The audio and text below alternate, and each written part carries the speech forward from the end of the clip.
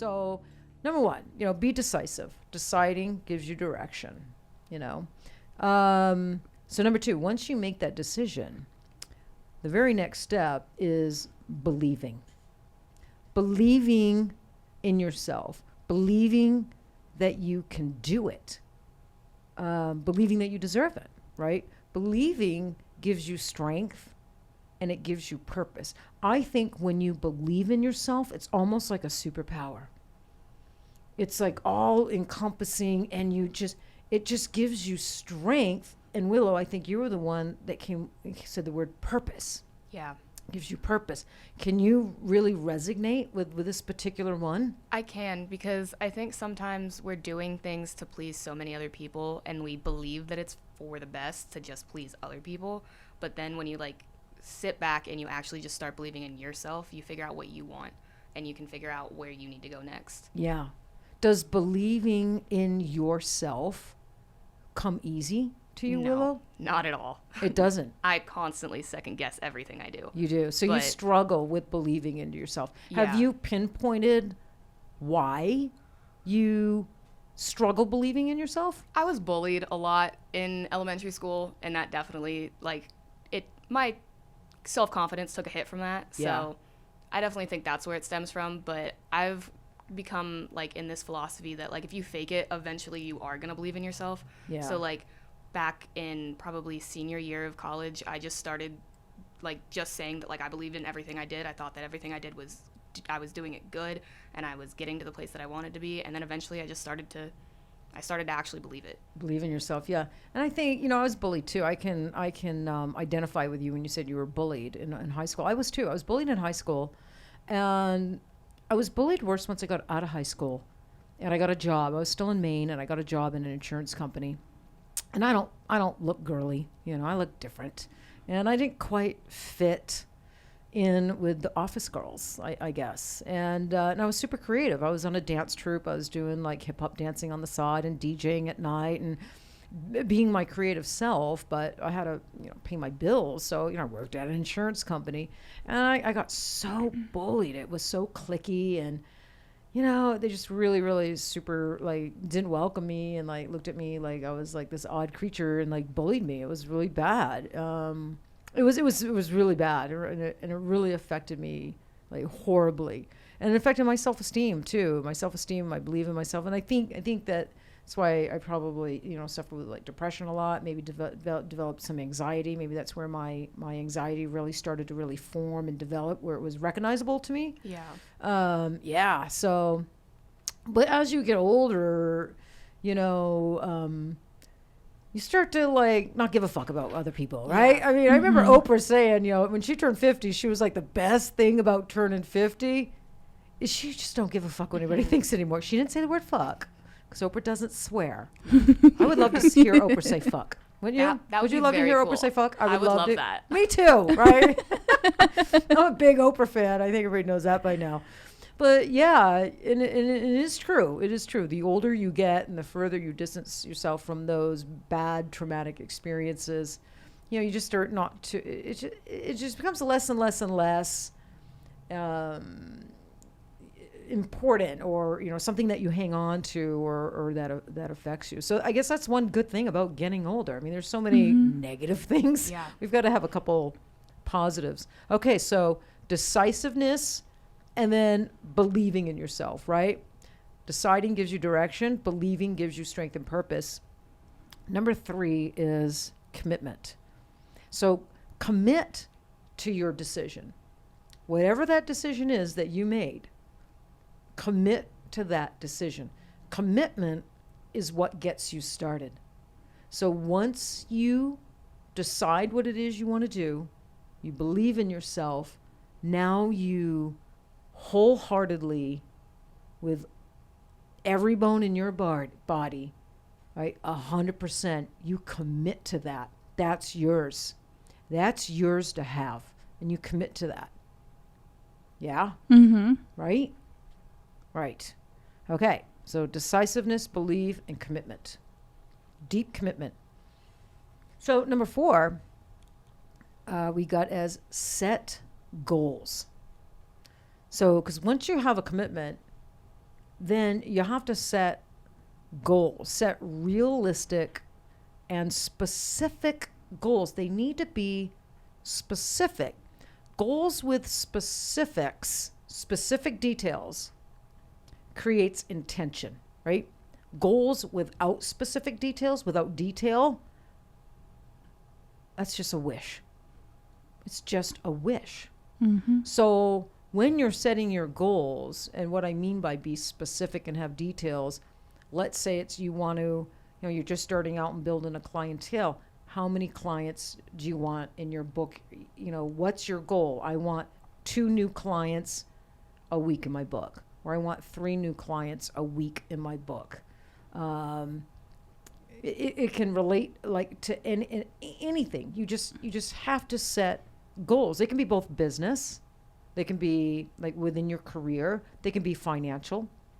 Like financial would be, you know, I am going to commit to saving $100 a month or $500 a month, whatever it is. And at the end of the year, I'm going to have $1,200 in my savings account if I save $100 a month. Right? Yep. It can also be personal, like exercising. Mm-hmm. Exercising or learning something that you've always wanted to learn, you know. So let's all go around the room and let's talk about a goal. So one of my goals, I'll start. I always start. So one of my goals is, okay, don't laugh, 'cause I'm going to tell you this. Okay. But one of my goals, something that I've always wanted to do, and then one of my goals is I've always wanted to take singing lessons. Always. Yeah. And because I'm kind of an entertainer. I like to entertain. And I always hear that I get a good podcast voiced, you know, like when they hear my classes. And it's not that. I mean, ever since I was a little kid, I always wanted to sing. But I mean, I couldn't carry a tune if I had a wheelbarrow. I just cannot. So self-admittedly, I cannot sing. I can't carry a tune. But I've got 2 or 3 friends that have a band.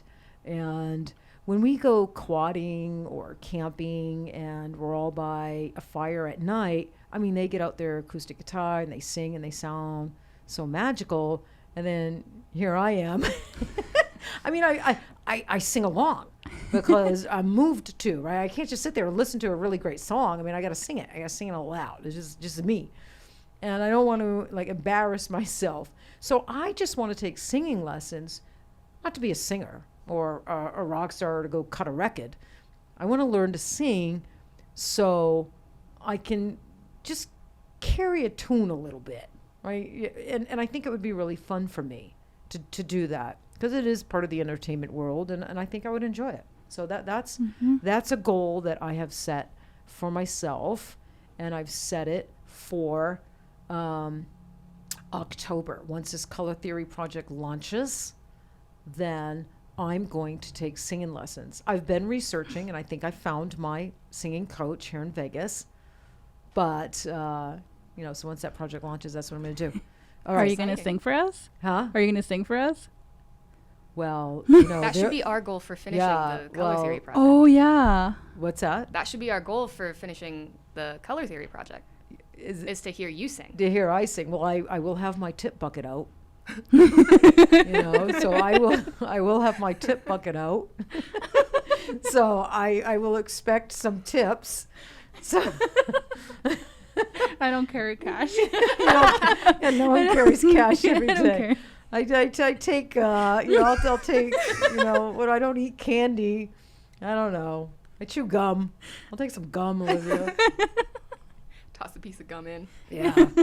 Yeah.